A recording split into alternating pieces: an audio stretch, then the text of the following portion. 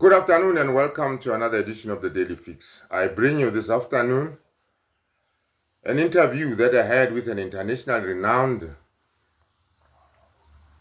forensics expert who takes a special interest in forensic investigations. Just take a listen to what we shared with him. Good morning and welcome to another edition of the Daily Fix. I am your usual host and presenter, Advocate Tulo Hoyani. With me this morning, I am with an internationally renowned forensics expert who specializes in crime scene investigations. Hello, sir, how are you? Hello, Advocate. I'm well today, and how are you? Yes, welcome to the Daily Fix. Can you share with us some of your, investigations or experiences with the Senzo Meyiwa trial, especially the forensic side of things? Yes, Advocate. Thank you very much for having me today. And let me start off by mentioning that I've been following this case from the inception stage of the trial. I had an opportunity to listen to experts giving evidence in court, the likes of Mangana and many others.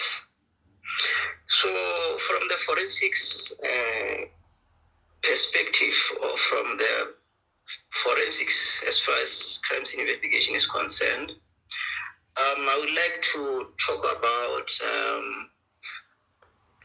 the crime scene itself, where from the likes of Musia, who happened to be the crime scene expert or the investigator, the scene was never treated as a crime scene.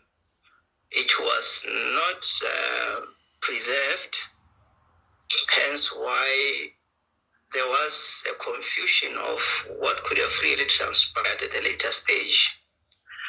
Let me focus on the aspect where it was said that the intruder, or one of the intruders who had the firearm, who had to discharge the firearm in the kitchen, in the presence of Kelly's sister Zandi, and where Senzo was at the time. So from ballistics expert, or from the ballistic evidence that was produced or presented by Manyana, it is clear that only 2 shots were fired in the kitchen, because those marks were identifiable. The one on the floor and the one which passed through the body of Senzo and hit the door. From ballistics experts, there were only 2 shots which were fired in the kitchen. I don't dispute that. From what I heard yesterday when Advocate Teffo was having an interview with Miss Pat, where he was narrating the story he was given by Longwe. Yes. They collaborate to say only 2 shots were fired in the kitchen. The one which was fired by Longwe and the one which was fired by Kelly. Let me now dissect this aspect. It is clear from the evidence that was given in court that some splinters from the floor, which were caused by the first shots, which was fired in the kitchen, caused some abrasions or some cuts on Zandile's feet or foot. I don't know if both they affected both legs or only one leg, but it is clear that some injuries were sustained by Zandile in the lower areas of. Okay. Yes. Okay. So that alone places Zandile at the area or the location where the shot was fired. Only her, except if Longwe also sustained some injuries, which we were never told about. But the possibility that the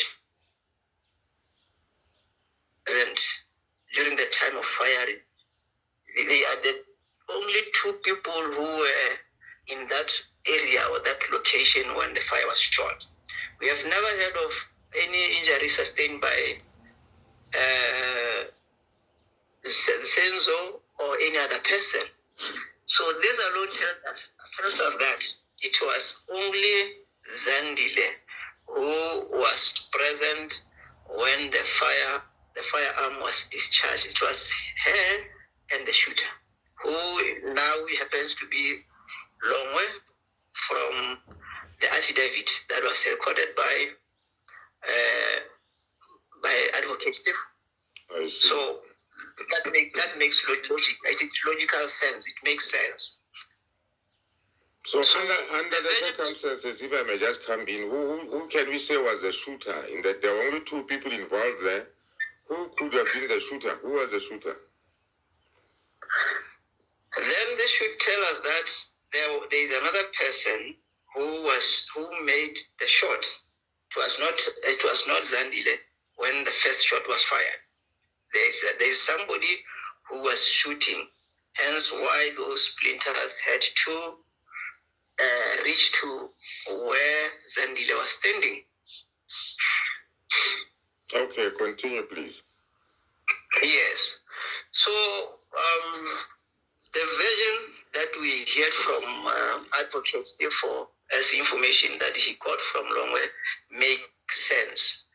There was no any other person when the first shot was fired. So it clearly now tells us that it was the shooter and Zandile. The shooter who happens to be Longwe from the affidavit that he deposed. So it makes logical sense. Now to say that the second shot was fired by Kelly, it also makes sense now to say at what stage was Kelly now present at the area where Senzo was shot. It makes sense. There should have been a gap in between the first shot and the second shot. There is evidence by the absence of any other ballistic evidence which does not appear on both the deceased being Senzo and Kelly Kuban. So they were not there when the first shot was fired. I see. You now look at how Senzo was shot. That close range and the absence of any other evidence that suggests that probably there was a struggle. I want to believe the version which says he was shot by mistake. Probably that could be the case because there is nothing that suggests that there was a struggle when Senzo was shot. Probably like we were told that the firearm was pointed at him while he was trying to receive it from Kelly. That is when an accidental discharge was made. It's clear. I want to believe the story that is contained. If I can just come in there, so the version that Kelly could have fired could have fired these firearms, by mistake, accidentally, makes more sense to you. Absolutely. Absolutely. I see. Yes. Just to round up issues now. What can you say about the other version? Because we have got two versions in this matter. What can you say about the other version? Just to summarize it, vis-a-vis or as against what you have said.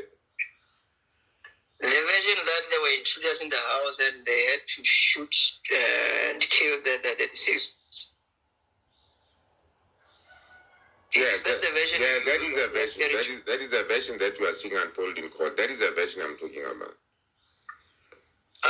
Like I said, advocates, when you look closely into the facts that have been presented in court already, they really doesn't support the version.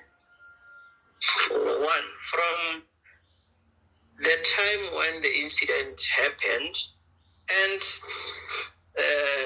the subsequent actions from the people in the house and whoever that happened to be part of the scene later after the incident, they tell you something else. Why on earth would people take so long to report the incidents which happened in that manner, in that fashion? Why on earth would people clean up the scene? What were they hiding? They just changed the scene, the look of how the scene appeared, how the scene was. Why would somebody do that? Yeah, why would anybody do the crime scene if they don't have other intentions? Yes, that suggests totally a different motive altogether. There was a maybe to try and come up with something else, to come up with new version and new appearance of the scene, which probably gave us or gave the investigators a different perspective altogether of how the scene looked like or what really happened in the crime scene. Yeah. So that's where we start to dispute the version. So I see. So there's a highly disputable version which we can say is unsustainable. Yes. Let me just thank you for now, but I want to assure my viewers that I will not add anything onto what you have said, because you are the expert. I'm interviewing you here in your capacity as the expert, so I don't want to dilute, any of the professional observations that you have made here, because I'm really a layman in this field. So let me just conclude by saying that in the next episode, we'll make a follow-up, to issues around the crime scene, whether how the fact that it was never, treated like a crime scene impacted on the investigation and so on and so forth. So let me round up by thanking you, sir, for the contribution that you have made to the Daily Fix. And let me thank in a special way also my viewers and subscribers. And please have a nice day.